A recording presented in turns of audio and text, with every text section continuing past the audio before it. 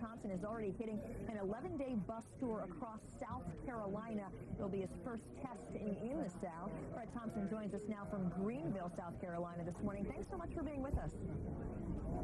Thank you very much. Good to be with you.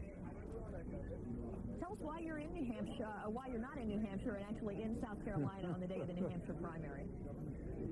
Yeah, well, it was all about getting out of Iowa with a ticket to come to South Carolina for me.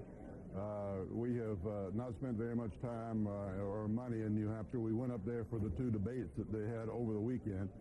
But it's all been about getting to South Carolina and then going from there. As you know, on February 5th, there are a lot of southern and western states that will be in play, and that's what we're concentrating on. So are you conceding that you're probably not going to do very well in New Hampshire? No. I think that's pretty clear cut there. I swapped the snow for the mild temperatures, and we're off and running down here. We're going to be on a tour going all across the state, getting reacquainted with a lot of people we already know here in South Carolina. It's home territory. Noah Kimblemy for trying to get to the better weather. Let's talk a little bit about some of the issues. We heard President Bush yesterday speak and talk for one of the first times recently of the growing economic concerns. We're talking about rise in oil prices, the home heating and the oil problems, as well as the mortgage problems and a weakening job market. What is the first thing that you would do to get the economy back on track to avoid and try to tamp down some of this recession talk? I think they've got to look at a stimulus package possibility for the economy.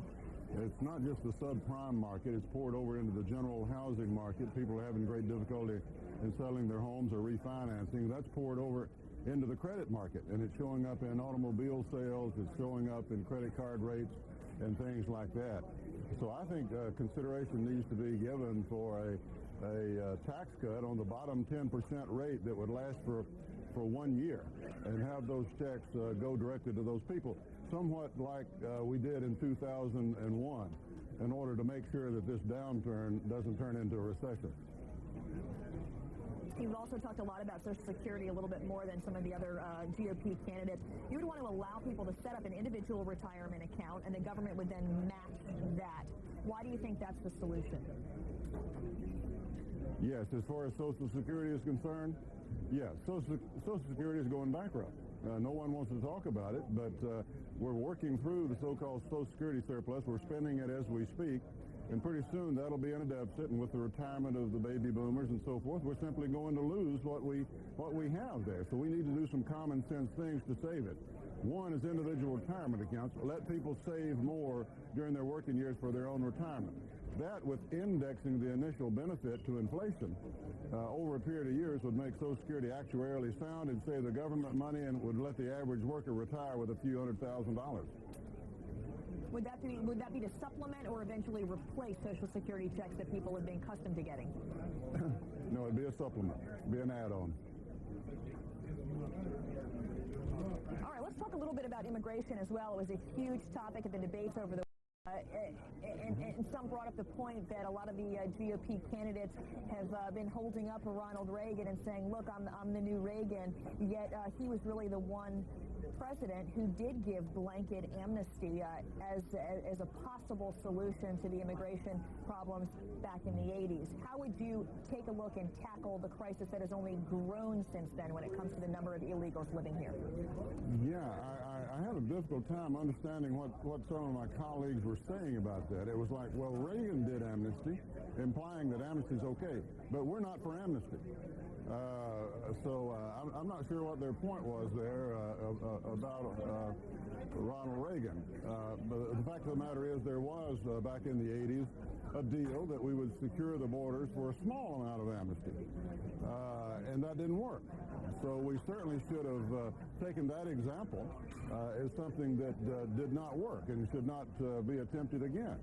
So we must do what's necessary to secure the border.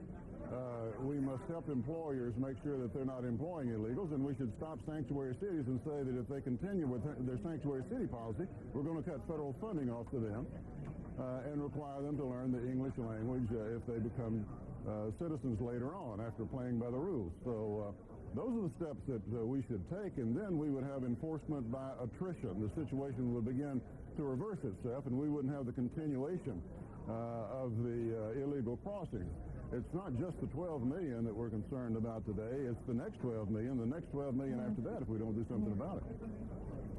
Senator, one thing that all of you agreed on, though, at that debate was that you should enforce the laws that are on the books now and do all that you can to tighten security at the borders. We haven't seen that happen, even though everyone in the GOP and really in the Senate seems to agree that that's the case. So how, if you were president, would you make that happen? Well, more officers to enforce the border. We need at least 25,000 on the borders. We have technology now. We need to finish the fencing that's required on the books. It's not a matter of know-how. I mean, you know, to coin an old reference, you know, we put a man on the moon not too long ago. We can secure a border. It's a matter of political will. The real issue is what's your attitude, what's your position, Mr. Candidate, once they get here. I don't care how secure the border is, there are going to be some people get across. And a lot of my colleagues seem to think that if you make it in, it's home free. And you can get social services, and we can give you jobs and have sanctuary cities and that sort of thing. It doesn't work that way. Securing the border is a matter of will. That's no problem. But what happens when people get here is a much more complex problem, and that's the question that people need to address. If we enforce the law over a period of time, the situation would reverse itself, and people would start going back if they knew they couldn't come back and forth across the border, have a job waiting on them, and a city to protect them from detection from lawful authorities. Senator Fred Thompson, moving on to South Carolina, the day of the New Hampshire primary. Thanks for spending some time with us this morning on American Morning. Thank you very much. I appreciate it.